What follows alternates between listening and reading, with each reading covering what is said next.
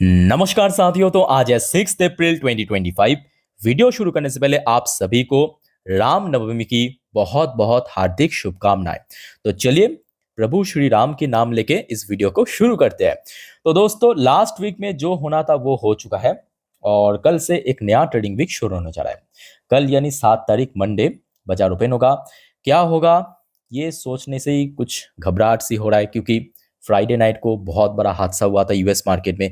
खैर दोस्तों, बात करेंगे इस वीडियो में शेयर मार्केट से रिलेटेड बहुत सारे इंपॉर्टेंट लेटेस्ट अपडेट शेयर करूंगा। उसके साथ साथ ग्लोबल मार्केट का हालचाल, एफएसडीएस का डेटा और मोस्ट इंपॉर्टेंट पार्ट कल बाजार प्रेडिक्शन। तो रिक्वेस्ट करूंगा आप सभी को प्लीज वीडियो को बिना स्किप के पूरा अंत तक जरूर देखना, और खास करके इस वीडियो के आखिरी 3-4 मिनट पे जब हम बाजार को एनालाइज करेंगे, समझने की कोशिश करेंगे कि कल मार्केट किस तरह मूव कर सकता है, उसको तो कतई ही मिस मत करना। ओके, तो आइए शुरू करते हैं। मार्केट एनालिस्ट द्वारा क्या स्टेटमेंट दिया।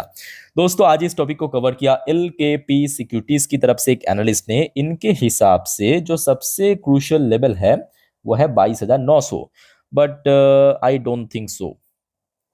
कल 22,900 तो बहुत दूर की बात है, नीचे की तरफ बहुत सारे लेवल टेस्ट होगा। अच्छा, इन्होंने क्या कहा है पहले आप देख लीजिए। इन्होंने कहा कि देखिए, अगर कल 22,900 को ब्रेक कर लेता है, जिसका चांस तो अभी 95% ही लग रहा है, तो लगभग 22,676 पे सपोर्ट मिल सकता है, यहां तक गिर सकता है।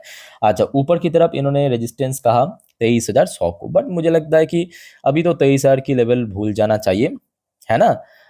और कल कहाँ पे ओपन होता है वो सबसे मैटर करेगा। एनीवे, सेम टॉपिक को ही कवर किया मनी कंट्रोल की वेबसाइट में। दूसरे एक और एनालिस्ट ने अपना एक पॉइंट ऑफ व्यू रखा बाजार के बारे में, टेक्निकल व्यू। देखिए, Nifty shed 1000 point from recent swing high, बात तो सही है। Bears may gain more strength if index break 22,800। तो मतलब पहले एनालिस्ट ने कहा था 22,900, दूसरा एनालिस्ट ने कहा 22,800, बट मेरे हिसाब से ये इनफ नहीं है, बहुत पिट सकता है कल। ठीक है, तो पहले से मैं कहूंगा मेंटली प्रिपेयर हो जाइए। खैर, इस टॉपिक को अच्छे से हम आखिरी 3-4 मिनट पे कवर करेंगे, बट उसके पहले दोस्तों, इसी बीच में बहुत सारे important update, report, economical data out हुआ था जो कि आपके साथ में शेयर करना चाहूंगा, और आप सभी को रिक्वेस्ट करूंगा पेशेंसली धीरे धीरे करके देखते जाइए। जैसे कि भारत की विदेशी मुद्रा भंडार यानी फॉरेक्स रिजर्व की डेटा में बैक टू बैक 3 हफ्तों बहुत अच्छा गेनिंग हुआ, जो कि लास्ट वीक की डेटा के अनुसार $6.6 बिलियन इंक्रीज होके टोटल 3 हफ्तों में $20 बिलियन के ज्यादा इंक्रीज हुआ। और भारत के पास आज टोटल जो फॉरेक्स रिजर्व बढ़ के बन चुका है $665.4 बिलियन, जो कि अच्छी डेटा है। अच्छा, इसके अलावा एक और इंपॉर्टेंट डेटा आउट हुआ था एचएसबीसी सर्विस पीएमआई नंबर, जो कि लास्ट कुछ महीनों की काफी कम हुआ। मार्च महीने पे आप देख सकते हो 58.5, जबकि फरवरी के महीने पे इससे काफी ज्यादा था। फरवरी की रीडिंग था 59। ठीक है, और एक और चीज मैं आपको बताना चाहता हूँ कि भारत हमेशा सर्विस पीएमआई सेक्टर में बहुत अच्छा काम करता है, मतलब सर्विसिंग सेक्टर में बहुत अच्छा काम करता है। ठीक है, यहाँ पे ही लगातार ड्रॉप हो रहा है। अच्छा, उसके बाद देखिए बाजार के बारे में, या जो भी सारे चीज चल रहा है आज की डेट में, रेसिप्रोकल टैरिफ, रिसेशन, इसी से रिलेटेड अलग अलग जगह से अलग अलग ब्रोकरेज, अलग अलग मार्केट एनालिस्ट की तरफ से ओपिनियन शेयर किया, जो कि आपके साथ में शेयर करता हूं। देखिए, एक यहाँ पे रिपोर्ट के अनुसार India toy industry ready to make advantage of high US tariff on competitor like China, Vietnam. देखिए, यूएस एक बहुत बड़ा जोन है ना। तो यूएस में क्या करते हैं, जो टॉय इंडस्ट्री है ना, चाइना भी टॉय सप्लाई करते हैं, वियतनामी वो भी टॉय सप्लाई करते हैं, इवन इंडियन कंपनीज भी टॉय सप्लाई करते हैं।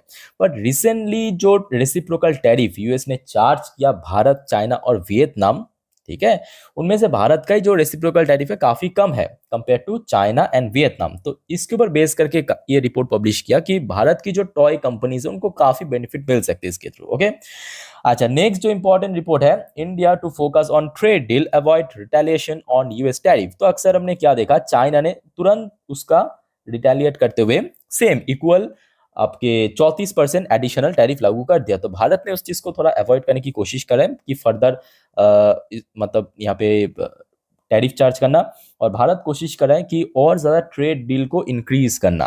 ठीक है, अच्छा, नेक्स्ट देखिए जो रिपोर्ट आया है एनएससी, हमारे नेशनल स्टॉक एक्सचेंज की चीफ की तरफ से, India holding strong एमिड global trade confusion post Trump tariff move. तो मतलब इनके हिसाब से भारत की पोजीशन अभी भी काफ़ी स्ट्रांग है। वो तो खैर कल बाजार ओपन होने के बाद ही मालूम पड़ेगा।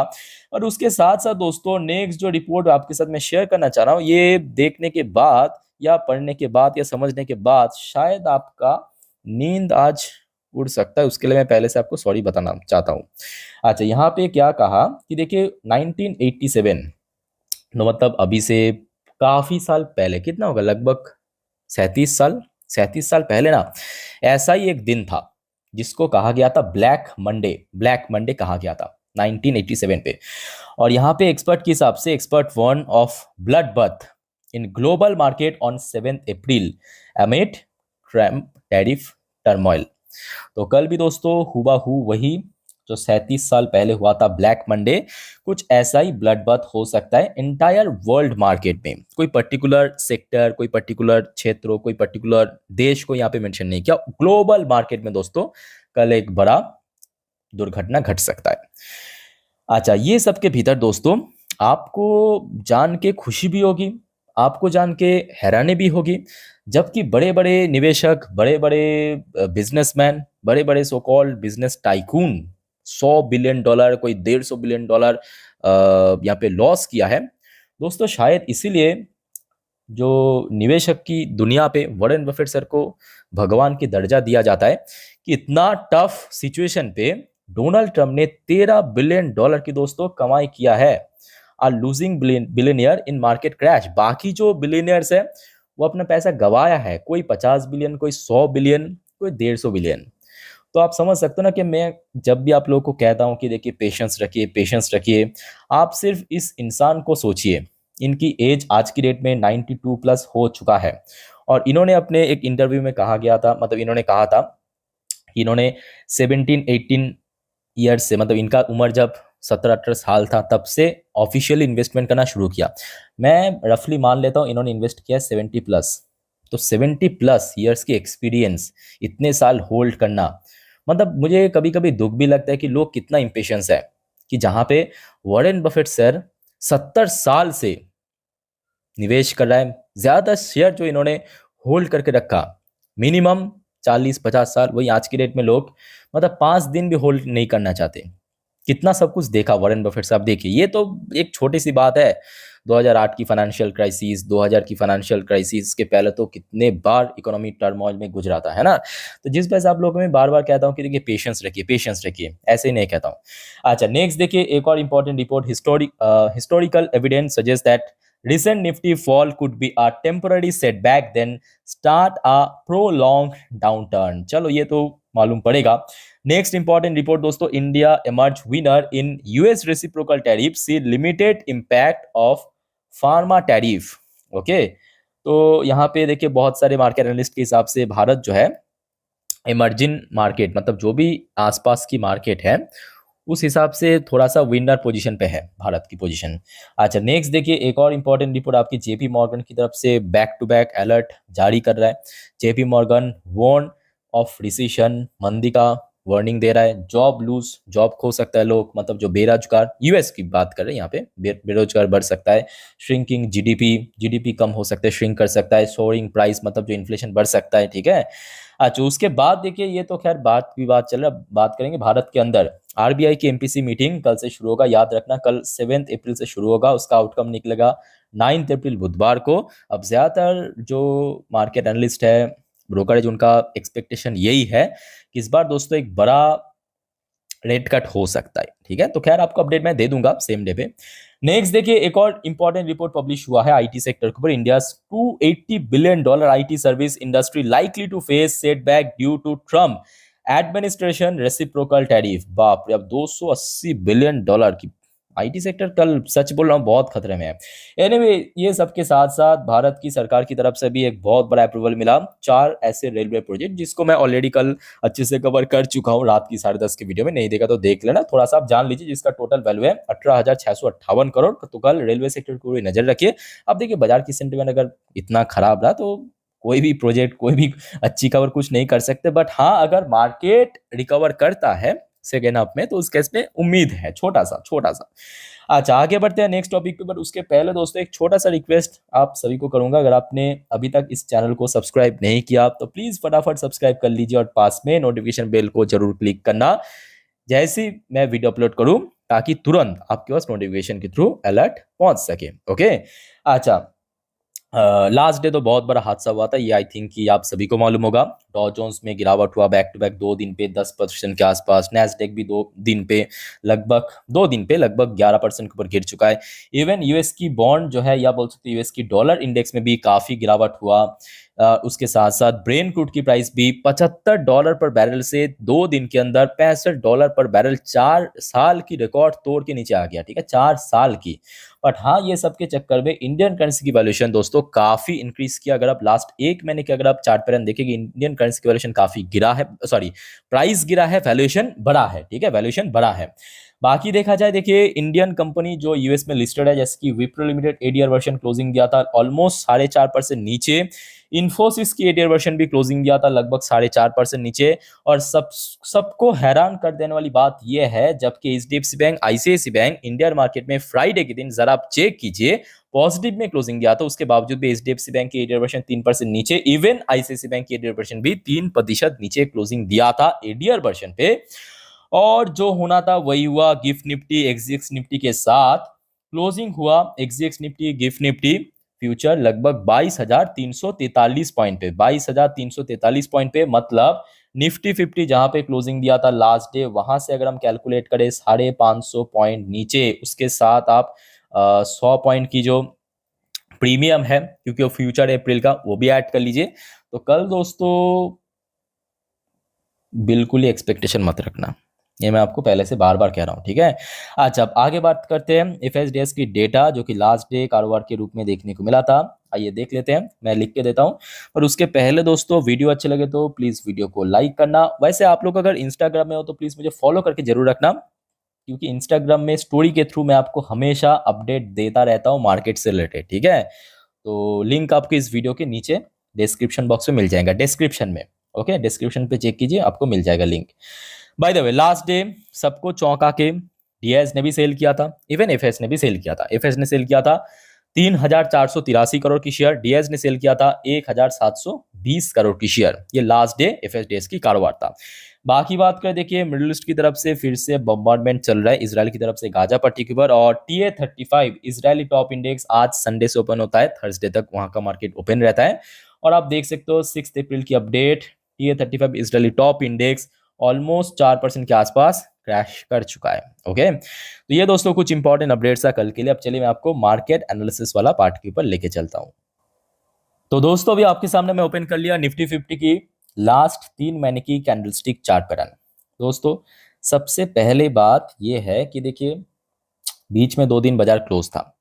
लास्ट डे यूएस मार्केट में इतना बड़ा क्रैश, तो कल सबसे पहला जो टस्क रहेगा इंडियन मार्केट नहीं, आपको सिंपल गूगल में जाना है, डॉ जोन्स नैस्डैक की जो फ्यूचर, याद रखना क्या फ्यूचर लिखना, डॉ जोन्स की फ्यूचर, नैस्डैक की फ्यूचर लिख के सर्च करना, कौन सी पोजीशन पे है उसके ऊपर भी कल ओपनिंग बहुत कुछ मैटर करेगा, वैरी करेगा। ठीक है। और दूसरा पॉइंट, आपको कुछ स्पेसिफिक सेक्टर को फॉलो करना है। एक number 1 IT sector, number 2 pharma sector, और नंबर 3 मैं कहूंगा बैंकिंग सेक्टर। ओके, बस इतना काफी है। अब चलिए शुरू करते हैं निफ्टी 50। देखिए ये निफ्टी 50 की एक दिन की चार्ट पैटर्न है। ओके, तो एक दिन की चार्ट पैटर्न पे लास्ट डे वैसे ही क्लोजिंग दिया था, यहाँ पे जो गोल्डन क्रॉसओवर हुआ था टेम्पोररी बेसिस पे, उसको ब्रेक करते हुए नीचे आके, मतलब 23,000 की जो क्रूशल सपोर्ट था उसको ब्रेक करके 100 पॉइंट वैसे ही नीचे। अब देखिए फ्राइडे नाइट को जहाँ पे क्लोजिंग हुआ यूएस मार्केट, या गिफ्ट निफ्टी जिस लेवल पे क्लोजिंग दिया, ये सब डेटा देखने के बाद, अच्छा सबसे पहले आप लोग बताइए कि आपको क्या लग रहा है कि कल कहाँ पे ओपन होगा। जो भी आपका ओपिनियन है, आप सभी को रिक्वेस्ट करूंगा कमेंट करके बताइए जरा। आपको अगर लगे कि 22,000 में ओपन होगा वो भी बताइए, अगर आपको लगे 22,500 में ओपन होगा वो भी बताइए। बट मेरे हिसाब से कल देखिए 22,500 के नीचे ओपन होने का एक बहुत बड़ा चांस है इस पर्टिकुलर लेवल पे। ये 22,500 हो गया, उसके नीचे ओपन होने का सबसे ज़्यादा चांस है। वो चाहे तो 22,400 हो सकता है, वो चाहे तो 22,300 हो सकता है, बट कल के लिए मैं कहूँगा सबसे क्रूशियल लेवल रहेगा 22,500, चाहे नीचे ओपन हो, समझ लीजिए कि कल यहाँ पे ओपन होता है 22,300 400 के आसपास, तो वहाँ से अगर रिकवरी हुआ भी तो फिर से यहाँ पे चैलेंज होगा 22,500। मान लीजिए कि कल 22,500 के ऊपर ही ओपन होता है, मान लीजिए, तो उस केस में यहाँ पे ही सपोर्ट मिलेगा। तो कल के लिए मैं कहूँगा सबसे जो वाइटल लेवल है वह 22,500। सबसे वाइटल लेवल क्या है? 22,500, नोट कीजिए। बट डिपेंड करेगा कहाँ पे ओपन हो रहा है मार्केट। ओके, अच्छा मान लीजिए कि 22,500 के नीचे ओपन हुआ, एग्जाम्पल दे रहा हूँ जस्ट फॉर एग्जाम्पल, कि कल 22,300 में ओपन हुआ निफ्टी 50 और ऊपर की तरफ रिजेक्ट हो गया 400 या तो 450 पे और नीचे गिरावट शुरू हुआ, तो सबसे पहला सवाल कहाँ तक गिर सकता है? देखिए, मार्च की फर्स्ट वीक पे हमने देखा था जहाँ पे अपना इंट्राडे लो टच किया था, वो था 22,000 की जोन। उसके बाद ही बैक टू बैक रिकवरी आना शुरू हुआ। जब रिकवरी करना शुरू किया ऑलमोस्ट 1700-1800 पॉइंट की रिकवर हो चुका था निफ्टी फिफ्टी में, है ना। तो कल के लिए सपोर्ट है 22,000, एक तो एग्जैक्ट 22,000, ठीक है, यहाँ पे सपोर्ट मिलने का सबसे ज्यादा चांस है। मेरे हिसाब से इतना नीचे नहीं जाएगा क्योंकि निफ्टी फिफ्टी, और मैं हमेशा आपको यही कहता हूँ कि देखिए जो इंडियन मार्केट है ना, इंडियन शेयर मार्केट की मेन जो सेंटिमेंट है, सेंटिमेंट मतलब जो नेचर है वो बुल नेचर है। मतलब अगर थोड़ा सा भी जरा सा भी मौका मिला वो तुरंत रिकवर कर जाएगा, इस टाइप की मार्केट है इंडियन मार्केट, ठीक है। तो जिसके चलते मैं कहूंगा कि ठीक है, अगर गैप डाउन ओपनिंग हुआ भी तो एक रिकवरी होने का टेंडेंसी है, जैसे कि मैं इस वीडियो के टाइटल में भी मेंशन किया कि देखिए मतलब एकदम से गिरावट के बाद रिकवरी ये होने का चांस है, गैप डाउन के बाद रिकवरी, ठीक है। तो बट कल के लिए यही दो लेवल मैं कहूंगा सबसे वाइटल है, एक 22,500, दूसरा 22,000, ये आपके निफ्टी फिफ्टी के लिए। बट बैंक निफ्टी दोस्तों कल भी पोजीशन काफी स्ट्रांग रह सकता है। मैं क्यों कह रहा हूं ऐसा? बिकॉज बैंक निफ्टी जरा नोटिस कीजिए, यहाँ पे आपको दो इंडिकेटर्स दिख रहा है, एक ब्लू कलर की लाइन, दूसरा रेड कलर की लाइन। ओके, ब्लू कलर की लाइन की इंडिकेशन है आपकी 20 डेज की ईएमए, और रेड कलर की लाइन मतलब आपके 50 दिन की ईएमए, 50 दिन, ठीक है। तो अगर आप देखेंगे last day Nifty bank Nifty जो है क्लोजिंग दिया था कहाँ पे? 51,500, और सबसे पहला जो इंडिकेटर है जिसका नंबर है लगभग 50,000। तो मतलब कल अगर बैंक निफ्टी 2% भी क्रैश कर गया ना, कितना 2% भी क्रैश कर गया ना, तो भी इस लेवल के आसपास सपोर्ट मिल सकता है, ठीक है। तो मैं जिस वजह से कहूंगा कि कल बैंक्स की पोजीशन काफी स्ट्रांग रह सकता है। अगर गिरावट हो भी गया तो भी कोई क्रूशल लेवल को ब्रेक नहीं करेगा, ये मेरा देखिए मेरा एक्सपेक्टेशन है बैंक से। अब जो होगा वो तो देखा जाएगा, बात की बात है। बट बैंक्स के लिए सबसे वाइटल लेवल कल वह ये वह 50,000 की लेवल। क्यों, मैं आपको समझा दिया, बिकॉज 20 डेज की ईएमए का नंबर यहाँ पे निकल कर रहा है। और अगर आप देखेंगे इसके पहले भी बार बार जो बैंक निफ्टी को रिजेक्शन मिला था वो लगभग लगभग 50,000 के ऊपर ही मिला था। और रिसेंट टाइम में हमने देखा जब बैंक निफ्टी 48,000 की लेवल से रिकवर करना शुरू किया, एकदम 4,000 पॉइंट की रिकवरी कर चुका था, जबकि निफ्टी निफ्टी 1700-1800 पॉइंट की रिकवर किया था, ठीक है।